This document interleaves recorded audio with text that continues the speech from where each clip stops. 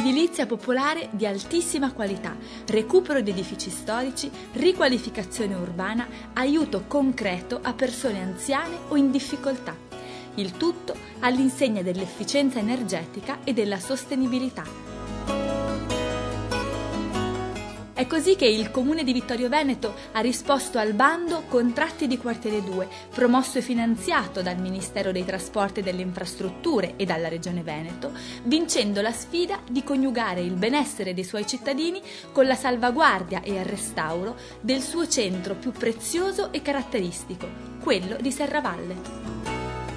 Il programma Contratti di Quartiere 2 per Serravalle prende avvio nel 2004 come forma di partenariato pubblico-privato che vede coinvolto il Comune di Vittorio Veneto con la Regione Veneto e il Ministero delle Infrastrutture. Al progetto partecipa anche la provincia di Treviso, l'Ater di Treviso, l'Agenzia Enea di Roma, l'Università di Padova, l'Ufficio Periferico del Genio Civile regionale della provincia di Treviso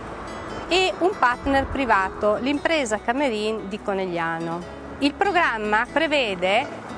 il recupero di una serie di fabbricati di proprietà pubblica e privata collocati all'interno del centro storico di Serravalle. Si tratta di uno dei 2 centri storici di Vittorio Veneto, che negli anni è stato progressivamente abbandonato nonostante il suo ricchissimo patrimonio architettonico di valore monumentale, oggi ristrutturato e consegnato alle fasce più deboli di cittadini, anziani soprattutto, che hanno così la possibilità di tornare a vivere nel luogo dove sono nati e cresciuti, quello dove hanno i loro punti di riferimento, piazze, giardini, musei e negozi che possono raggiungere con pochi passi in completa autonomia. Il progetto prevede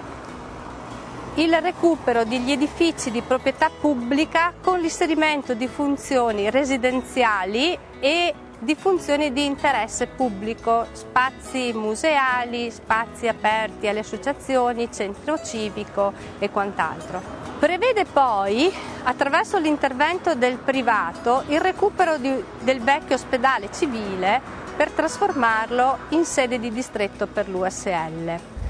Riportare una funzione sanitaria all'interno del centro storico ha voluto dire riportare una serie di utenze deboli all'interno del centro storico,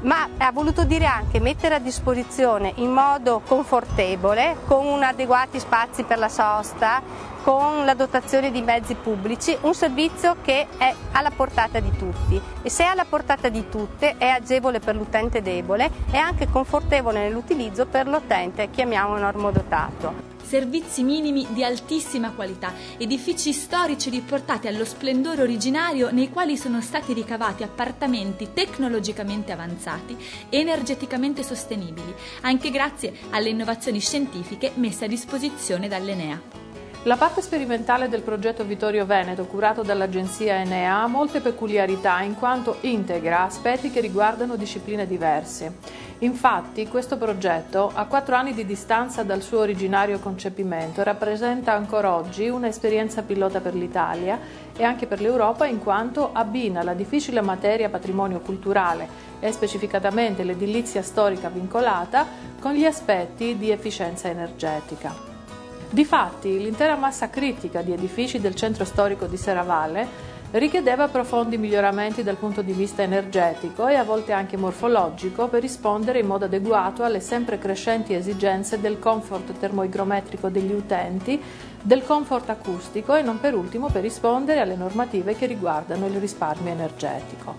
Inoltre, la competizione economico-sociale in atto richiedeva una serie di interventi indispensabili affinché questi edifici restassero vivi ed anche appetibili al mercato immobiliare. Di fronte a questo quadro esigenziale, il Comune di Vittorio Veneto ha dato, attraverso l'operatività anche dell'agenzia Enea, l'unica risposta che si può dare è che riguarda i recuperi conservativi sostenibili ed energeticamente consapevoli, i quali hanno come comune denominatore le tecnologie sostenibili.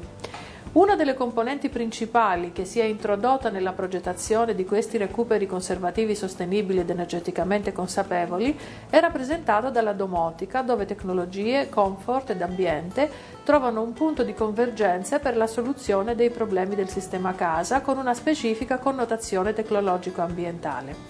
L'Enea, forte di un'esperienza già matura riguardo la cosiddetta casa intelligente, un laboratorio da anni realizzato nel centro ricerche Enea della Casaccia che vedete sul mio video, ha completato con una opportuna gestione il sistema impiantistico tale da garantire sia il comfort dell'utente che il comfort dei consumi attraverso una distribuzione ottimale dell'energia.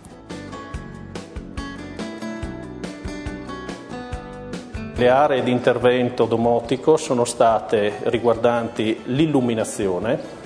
il riscaldamento, la cosiddetta safety, ossia gli allarmi tecnici, allarme acqua, allarme gas,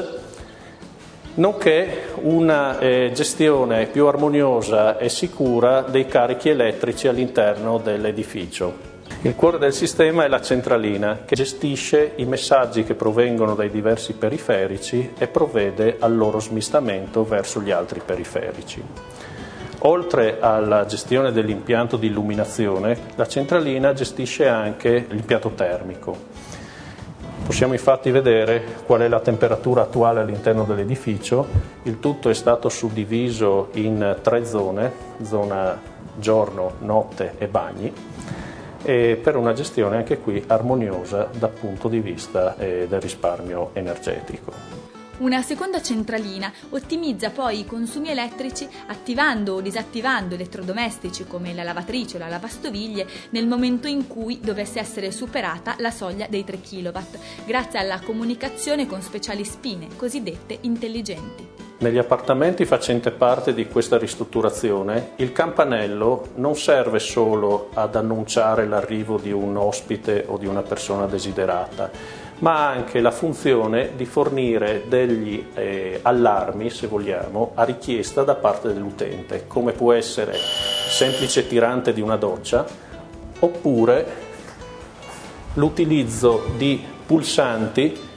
per far suonare il campanello a richiesta direttamente dal proprio letto. La particolarità realizzativa utilizzata per l'esecuzione di questa funzionalità è l'utilizzo delle onde convogliate come mezzo di comunicazione. Questo evita da parte dell'elettricista la necessità di tirare un cavo elettrico direttamente dal pulsante fino al campanello che è posizionato 2 stanze oltre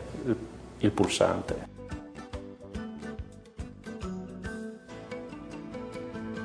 Non solo edilizia residenziale pubblica, come abbiamo visto, ma una serie di opere integrate e mirate al recupero della città e al benessere dell'intera comunità, realizzate allo stato attuale per circa il 60%. Oltre al nuovo polo sanitario e alla sede museale, un parco pubblico e un percorso ciclopedonale lungo il fiume Meschio in continuità con l'asse già esistente. Creazione di alloggi popolari e restauro di un patrimonio inestimabile per un investimento totale di 25 milioni di euro. Costi che comunque rientrano nei massimali di costo previsti dalla Regione Veneto per la realizzazione di edilizia residenziale pubblica. Quindi questa è la dimostrazione che queste 2 realtà sono coniugabili, difficilmente coniugabili,